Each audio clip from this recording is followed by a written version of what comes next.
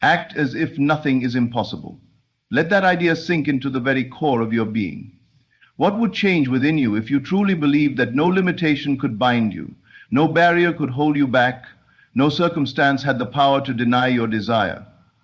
The world you experience is but the reflection of your inner assumptions, and to assume the feeling of the wish fulfilled is to clothe yourself in the reality of the thing desired, before the world shows even a trace of it.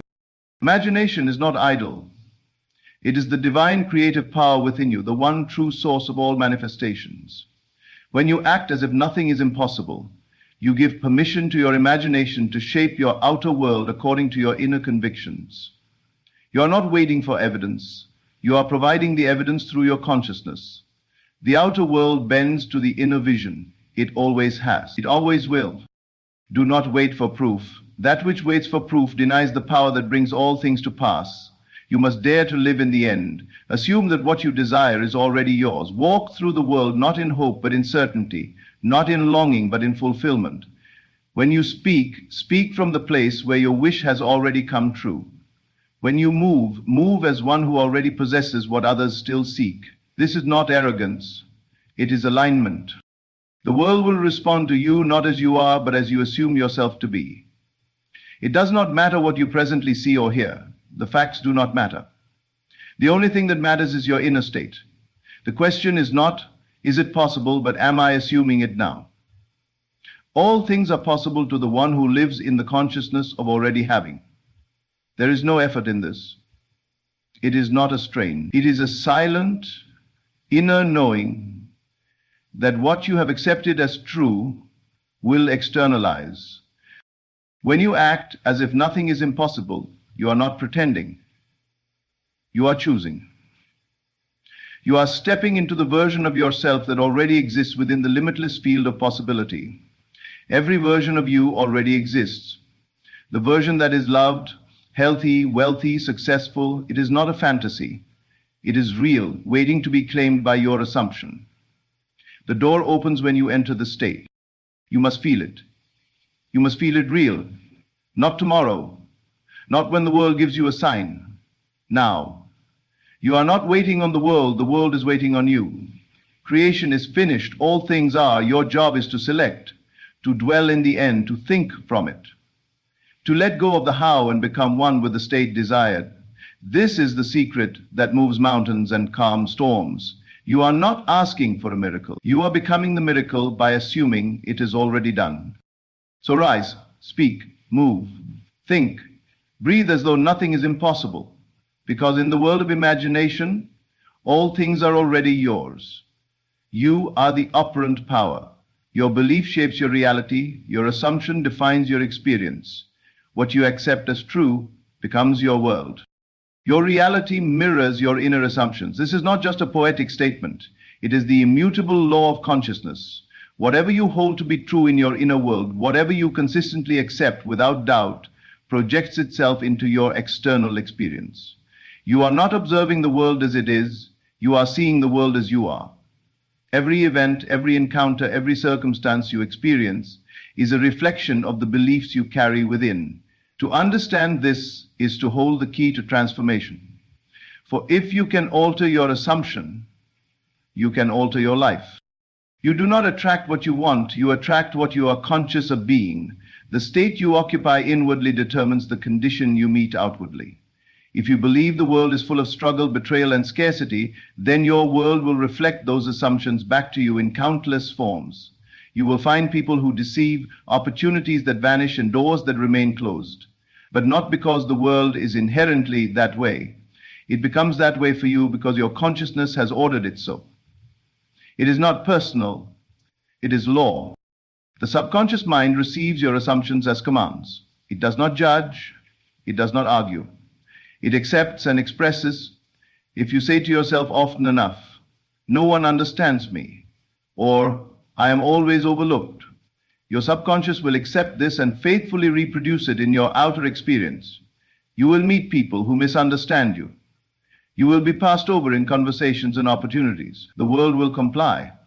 But if you change the inner dialogue, if you persist in the belief that I am always heard, I am valued and respected, and feel the truth of that even before it appears, your reality must shift to reflect your new assumption. The law works impersonally. It does not care what you assume, it simply makes it so. This is both a profound responsibility and an incredible gift.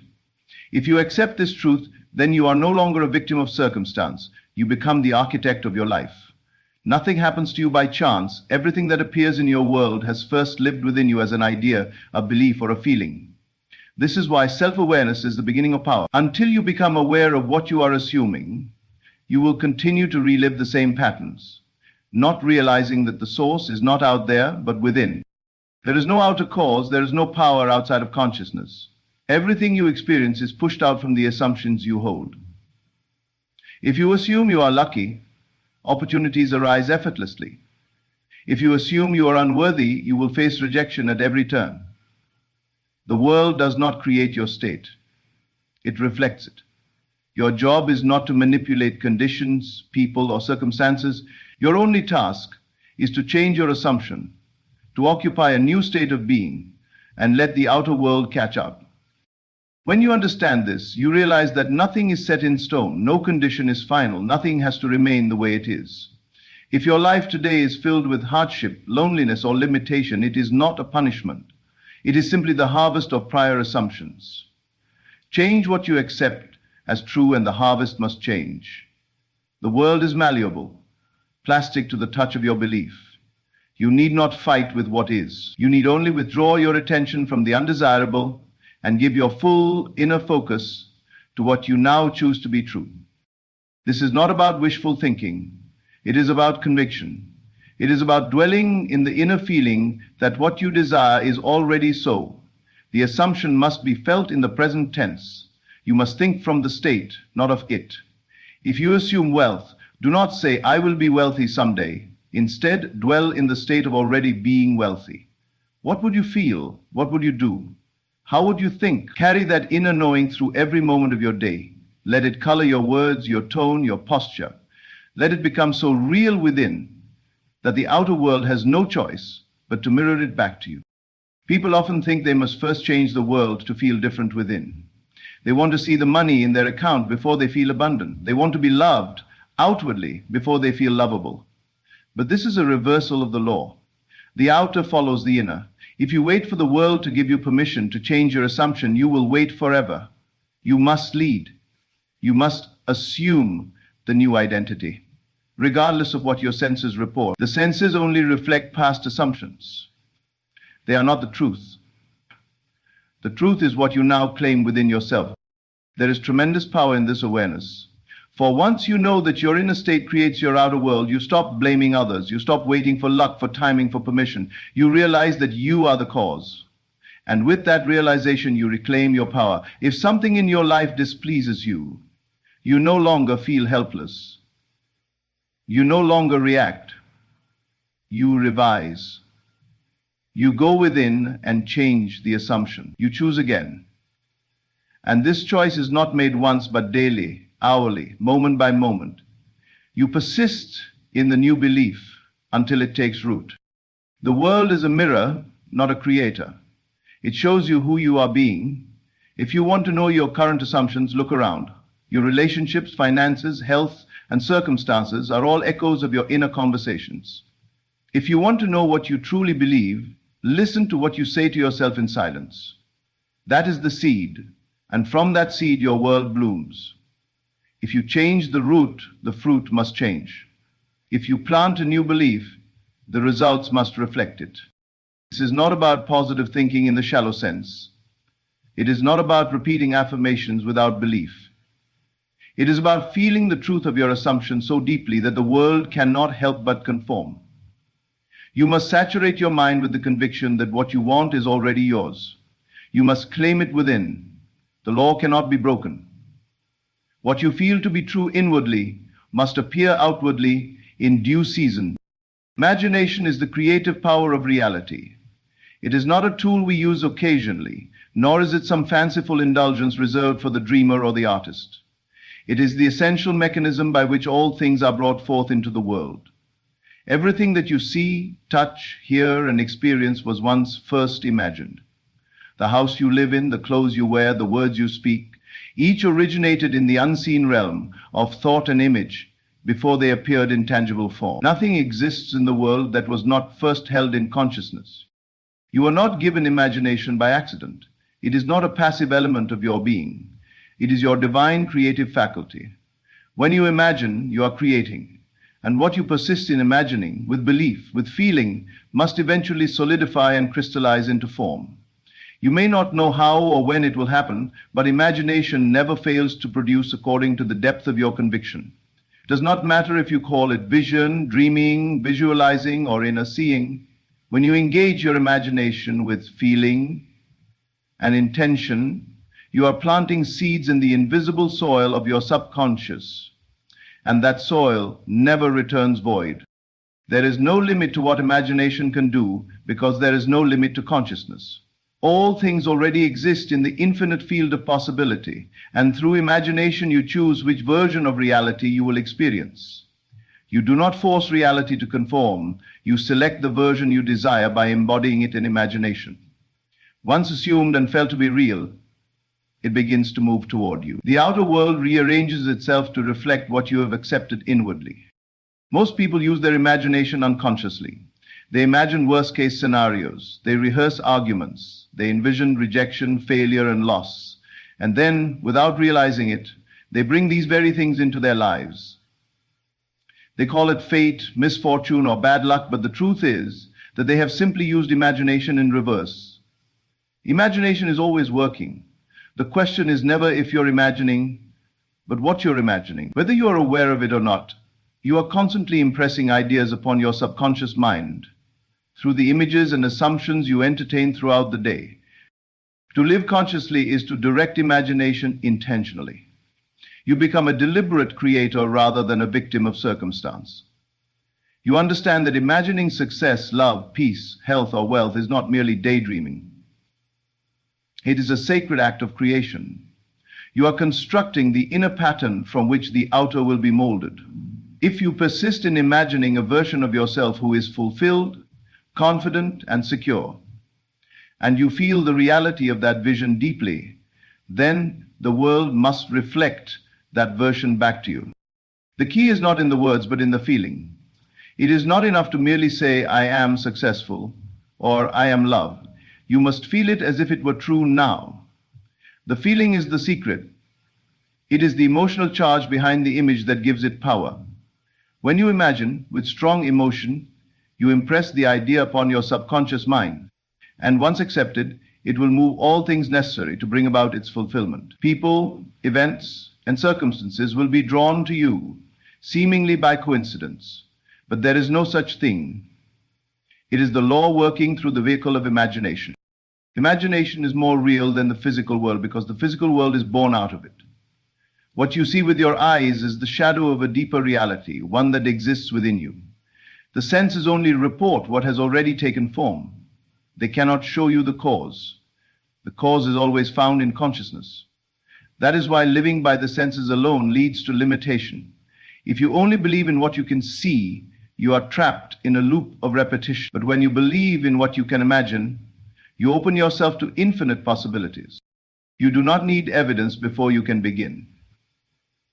Imagination does not depend on current facts. It is free. It is the one faculty you can use without cost, without permission, and without limit.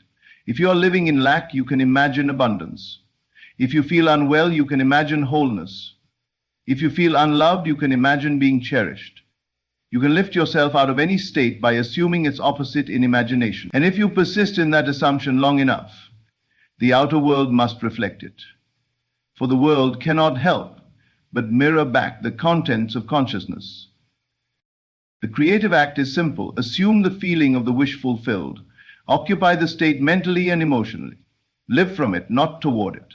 Think from the place where your desire is already realized.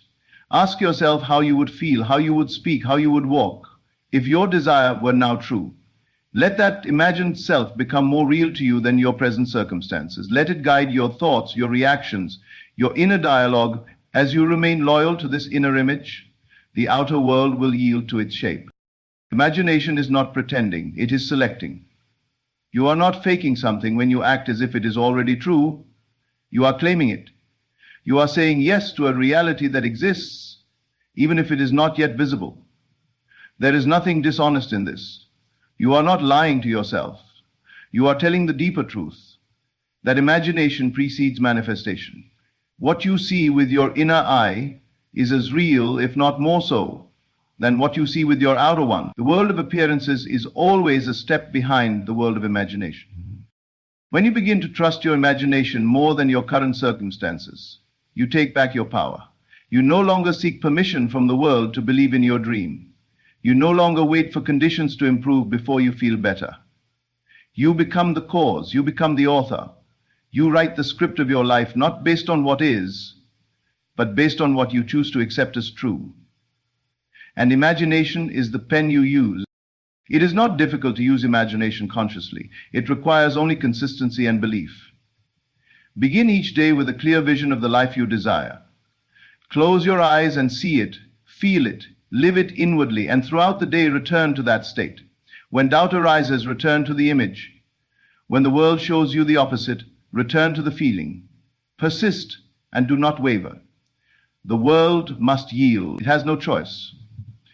Because it is not the creator, it is the creation. Imagination is the seed of all experience. When you treat it as sacred, when you understand its power and use it deliberately, you step into a different kind of life. You stop reacting and start creating. You stop hoping and start knowing. You stop waiting and begin embodying.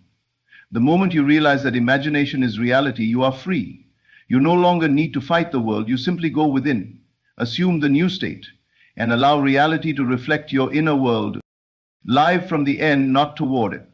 This is the secret that transforms the invisible into the visible, the imagined into the experienced. It means you no longer place your desire in the future, hoping one day it will arrive. Instead, you mentally and emotionally occupy the state where your desire is already fulfilled.